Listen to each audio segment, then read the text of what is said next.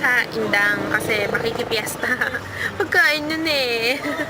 So, yun lang, commute lang ako ngayon eh. So, hahatid lang ako sa may McDo, Palapala. Tapos yun, commute.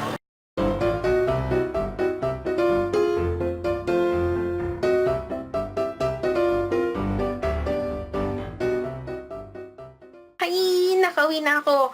And, ano ba to? Binigyan kami ng take out nung pinuntahan na yung fiesta. So, ito, binigyan kami ng chop suey, menudo, ube. Tapos yung embutido nasa ref.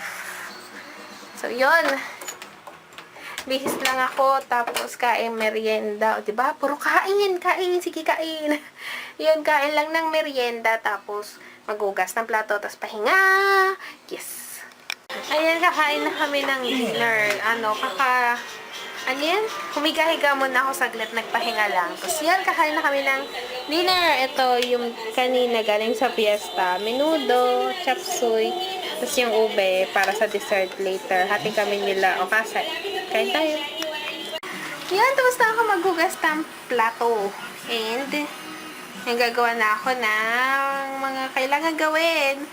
So, yun. Bye-bye. Good night. Bukas na lang ulit. Bye. Medyo pagod ngayon eh. So, bye. Hindi pa ako tapos. Nag-edit ako ngayon ng Christmas presents.